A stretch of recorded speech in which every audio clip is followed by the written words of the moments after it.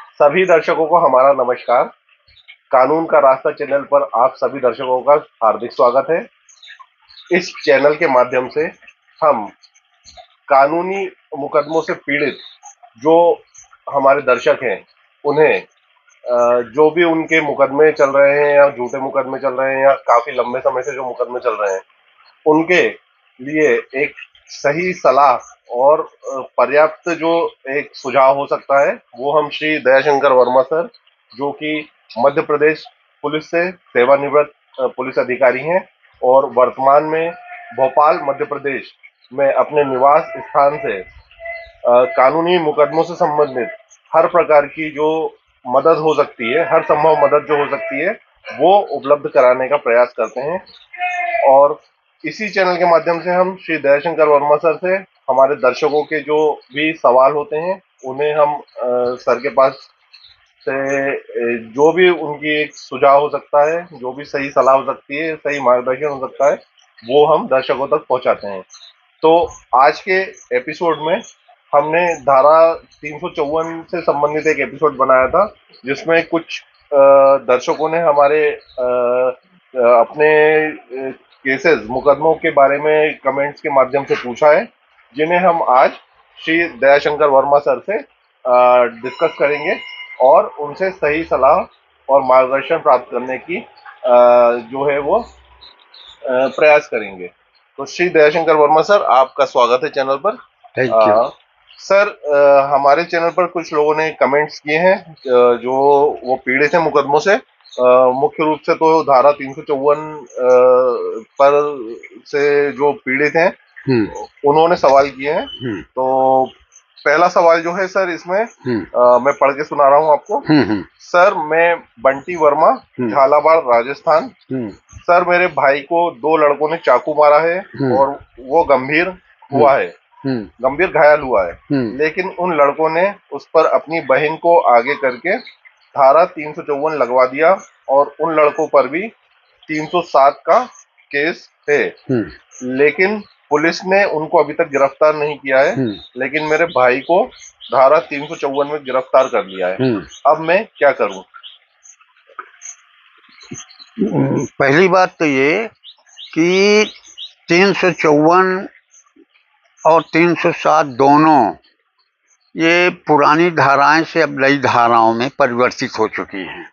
फिर भी मैं 354 के विषय में, पहले 307 के विषय में बताना चाहता हूँ कि 307 में जो जिन लोगों ने चाकू मारा है, शरीर के किस स्थान पर चाकू मारा है और कितने लोगों ने चाकू मारा है, एफआईआर में कितने लोगों का और नाम और किन धाराओं में, चोट किस जगह लगी है, मेडिकल रिपोर्ट में क्या आई है, वो ग्रीवियस हैं या डेंजरस टू लाइफ हैं, ये जानकारी होना बहुत जरूरी है।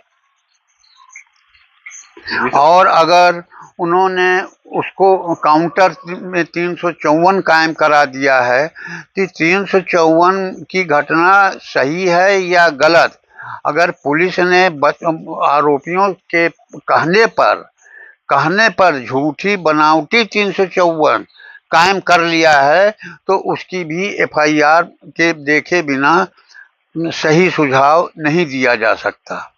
कृपया हो सके तो दोनों एफआईआर की कॉपी भेजने का कष्ट करें। जी सर। सर, इसमें एक और सवाल जो पूछा गया है कि मेरे ऊपर 1 साल पुरानी धारा दर्ज कर दी गई है। कोई बात नहीं, ये पुलिस का काम है दर्ज करना ना दर्ज करना, दोनों पुलिस के अधिकार के क्षेत्र की बात है। कब करती है ये मैटर बाद में देखा जाएगा, क्योंकि जो मैंने अभी बात बताई सारी चीज कब की घटना है, कब दर्ज कराई, किन परिस्थितियों में दर्ज कराई, उसका हवाला एफआईआर में होता है। इसलिए बिना एफआईआर को देखे अगला सुझाव देना उचित नहीं होगा। जी सर। सर, अगला एक सवाल है कि अगर जो व्यक्ति है वो उपस्थित तो था वहां पर, लेकिन कोई हरकत तो उसने नहीं करी है, लेकिन फिर भी उस पर लड़की ने झूठी एफआईआर लगा दी है।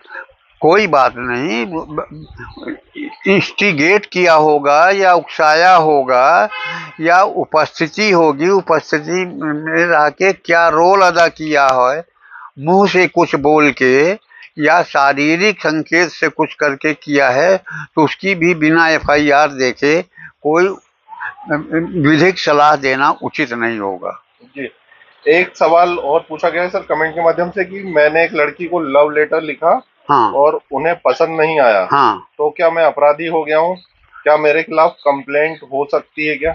It is a matter of लड़की ने क्या शिकायत की। अगर लड़की नाबालिग है तो उसके माँ बाप ने क्या शिकायत की, ये मेन बात है। जी, और अगर बालिग हो लड़की और फिर हाँ, तो वो कर सकती है, क्या शिकायत की, क्या शब्दों का उपयोग किया, किस तरह से शारीरिक टच किया, अनटच किया, कैसे छेड़खानी का मुकदमा कायम हुआ। नहीं, तो वो ये पूछना चाह रहे हैं सर कि उन्होंने लव लेटर लिख दिया है, हाँ, तो लड़की के अब वो अपराधी हैं कि नहीं? लव लेटर लिखना दोनों के कंसेंट की बात है। यदि कंसेंट नहीं है, ये कोई महिला आपत्ति उठाती है तो 307 का अपराध होता है। नहीं नहीं, 354। नहीं नहीं नहीं, 507 का अपराध होता है। तो सर ये धारा 507 क्या है सर? 507 चिट्ठी पत्री से धमकाना होता है। जी नहीं, धमकाना के अलावा भी रहता है क्या? क्यों धमकाया? नहीं, लव लेटर की बात हो रही है सर। नहीं, लव लेटर तो ये उसके कंसेंट पे भाई, वो उसका कंटेंट्स क्या है। जी, बिना तो अगर वो चाहे तो लड़की दर्ज भी करा सकती है और नहीं भी दर्ज करा सकती वो है। पुलिस की जांच की बात है। जी जी, आशा है कि इसका जवाब आपको मिल गया होगा। सर फिर हमारा अगला सवाल है, मेरे साले को भी इसी केस में एक महिला ने गलत इल्जाम लगा दिया है, सर क्या करना चाहिए? गलत इल्जाम लगाना बात अलग है, इल्जाम के कंटेंट्स क्या है, शब्द क्या है, क्योंकि शब्द और कृत्य दोनों महत्वपूर्ण होते हैं। दिनांक, समय, स्थान, कहाँ पे किया गया, सार्वजनिक स्थान पे किया गया, घर पे किया गया, किस उद्देश्य से किया गया, सभी अपराध मान के करते हैं। लेकिन ये पुलिस क्या करती है, ये पुलिस के कर्तव्य में आत्मशुमार होता है। सर एक ये गवाह से संबंधित सवाल पूछा गया है कि गवाह हो या ना हो और गवाह सही बोल रहा है झूठ बोल रहा है, ये कैसे पता चलेगा? वो लिखा कैसे गया है, किस प्रकार लिखा गया है और किसने लिखा है। सर और अगर जैसे गवाही झूठी कर दिए हाँ, और तो उसके झूठ बाद सजा हो जाए तो फिर ये तो इनजस्टिस हो जाता है। नहीं, वो कोर्ट डिसाइड करती, उसी को कोर्ट में चैलेंज किया जा सकता है। जी, ठीक है। सर एक सवाल और है कि मेरे ऊपर झूठे 354 और झूठे रिश्तेदार गवाह बन गए हैं। हाँ, उस दिन मैं गांव में ही नहीं था। कहना बात अलग है, उसके साक्ष्य प्रस्तुत करना बात अलग है। किसी के कह देने से कोई आरोप नहीं बन जाता। पुलिस किस तरह से जांच कर रही है, यदि पुलिस ने सही जांच की तो सही मानी जाएगी, बनावटी जांच की है, पुलिस से मिल के की है, तो उसकी अलग कार्रवाई होती है। जी, मतलब ये कि धारा 354 में अगर रिश्तेदार भी सर अगर उसी में इन्वॉल्व हो जाए एक तरफा, तब क्या हो सकता है ये सर? तो स्वाभाविक बात है, जो रिश्तेदार होगा, जो बनावटी होगा, अपने रिश्तेदार के बचाव में झूठी गवाही दे देते ही बात अलग है। इसीलिए जांच के दौरान और विवेचना के दौरान जब ट्रायल शुरू होता है तो वकील कूट परीक्षण करता, कूट परीक्षण में सब उगलवा लेता है, तब जाके न्यायालय उसमें दंडित करता है अथवा बरी कर देता है। सर इसमें मेरा सवाल है यहाँ पर इसी का कि अगर हम भी कोई गवाह ले आए एनटी में तो फिर क्या हो सकता है सर?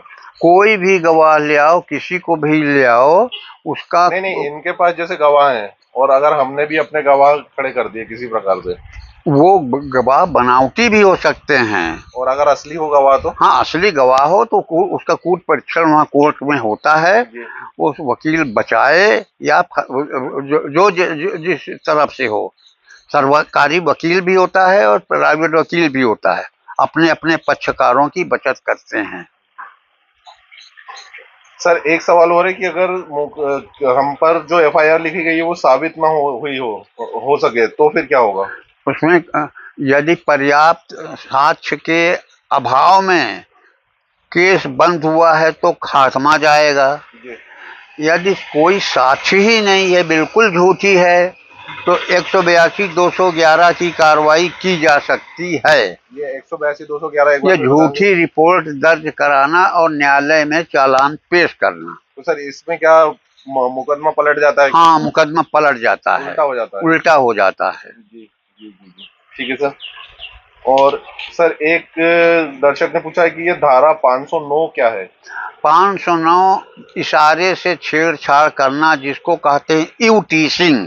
जी आंख से इशारा करके किसी लड़की को, किसी महिला को छेड़छाड़ करना, बुरी नियत से इशारा करना, ये 509 कहलाती है। जी तो सर इसमें क्या साबित होने पर क्या होता है? साबित होने पे कोर्ट में चालान पेश होगा, फिर कोर्ट जैसा चल के दौरान सजा दे। तो सर इसमें जमानत है कि नहीं है? जमानत है, इसमें जमानत है। जी और सजा क्या है सर इसमें? 6 महीने की सजा है, 3 साल, ये ज्यादा से ज्यादा 6 महीने, 6 महीने की तो है, मान लो 6 महीने की है। हाँ जी ठीक है सर। अब सर अगला सवाल है हमारा, सबूत नहीं है, सिर्फ लड़की हम लोगों को फोटो खींची है बेइज्जती करने की नजर से, इसमें सर क्या होगा? बेइज्जती करने की नियत से ना, जी तो बेइज्जती करने का प्रयास तो किया ना। जी कोई भी अपराध हुआ, टच या अनटच जी या प्रयास करना, जी जी 511 का की श्रेणी में चला जाता है। फिर मैं 511 में क्या होगा सर? कोई भी अपराध करने का प्रयास, जी जैसे 354 किया, 354 नहीं छेड़ पाया या छेड़ा भी, उसका छेड़ने का प्रयास किया, तो वही अपराध होता है, वही माना जाएगा। इसमें क्या सजा है सर?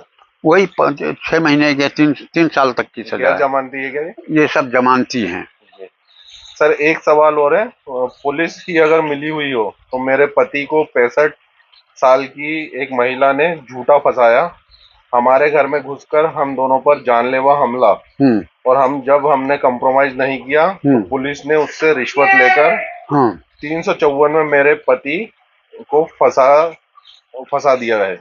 ये जो आरोप ये लगा रहा कि रिश्वत लेके, जी इसको कैसे मालूम कि रिश्वत ली गई? जी क्या गवाह है? क्या इसके पास शहीद गवाह है? जी जी ये रिश्वत लेने की बात कैसे उठाई जी कि रिश्वत लेके पुलिस ने झूठा? ये गलत है, जी इसका ये बात असत्य है, मानने योग्य नहीं है। तो ये कोर्ट में भी नहीं मानी जाएगी क्या? कोर्ट में भी नहीं मानी जाएगी, लेकिन उसकी बात सुनी जाएगी, उसकी जांच होगी। जी घर में घुस के मारना बात अलग है, रिश्वत लेके केस बनाना बात अलग है। जी क्योंकि रिश्वत एक ऐसा शब्द है कि रिश्वत लेना और देना जी दोनों अपराध की श्रेणी में आते हैं। जी जी सर जी सर इसमें एक पर्सन ने पूछा है कि 99% केस तो इनको ऐसा लगता है कि झूठे होते हैं। इसका इसकी जांच पड़ताल पुलिस को करने का अधिकार है। सर उसी से संबंधित एक अगला सवाल यही है कि 99% केस तो झूठे होते हैं, और जो गांव है या दूसरी दूर शहर होते हैं उसमें 10-10 12-12 साल से झूठे केस चल रहे हैं लोगों पर। ये कहना गलत है कि मामले झूठे होते हैं, बढ़ा चढ़ा के की जा सकती है। जी अगर झूठे हैं तो झूठे करने वाले के खिलाफ कार्रवाई होगी, वही पूर्व में बताया 182 211 182 211 तो की मुकदमा कार्रवाई। ही पलट जाएगा। हाँ, और फिर जो झूठा शिकायत करती है या झूठा मुकदमा कायम कराती है, वही केस उसके ऊपर लागू हो जाता है। तो उस सर 182 211 में क्या सजा है साबित होने पर? जब मुकदमा पलट जाता जो मेन अपराध है, जितनी सजा उसमें है, जुर्माना उसमें है, वही सजा जुर्माना उसमें भी होता है। जी सर इसमें एक और सवाल है, सर मैं तो घटना में था ही नहीं, जब मुझे पकड़कर ले जा रहे थे तब मैंने पुलिस प्रशासन का वीडियो बना रखा है सच को साबित करने के लिए। उन्होंने मेरा फोन ही छीन लिया हाँ, और मुझे ही जेल में डाल दिया, छीन कोई लिया। सुनवाई नहीं हुई है पुलिस प्रशासन के द्वारा। इसकी उच्च अधिकारियों को ये सबूत के साथ शिकायत की जा सकती है। यदि वहां भी नहीं शिकायत सुनती तो प्राइवेट कंप्लेंट कोर्ट में वकील के माध्यम से लगाई जा सकती है। जी ठीक है सर। और सर 354 से संबंधित हमारे दर्शकों को कुछ और आप हिदायत या सलाह देना चाहें? 354 का अपराध ऐसा है कि यदि कोई महिला थाने में जाके शिकायत करती है तो पुलिस की मजबूरी हो जाती है मुकदमा कायम करने की। यदि पुलिस नहीं कायम करती है तो 166 का मुकदमा उस पुलिस वाले के खिलाफ उसी थाने में कायम हो जाता है। इसलिए एफआईआर दर्ज करना मैंडेटरी है, माने बाध्यकारी है, माना गया है। सर बहुत बहुत धन्यवाद आपका इन सभी सलाह और दर्शकों का कमेंट।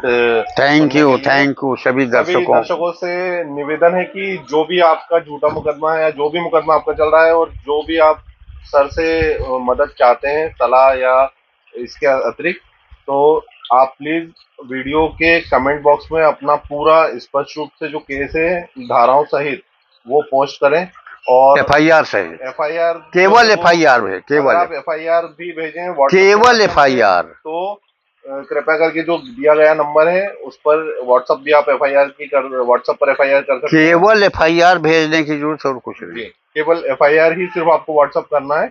और अगर आप कमेंट बॉक्स में भी अपना केस या मुकदमा शेयर करना चाहें तो कृपया करके कमेंट बॉक्स में स्पष्ट रूप से धाराओं सहित लिखिए और हम वर्मा सर से उसे भी कंसल्ट करेंगे और इस तरह से वीडियो पर आपके सवालों का भी जवाब वर्मा सर के माध्यम से देंगे। तो आप सभी का हार्दिक धन्यवाद। Thank you.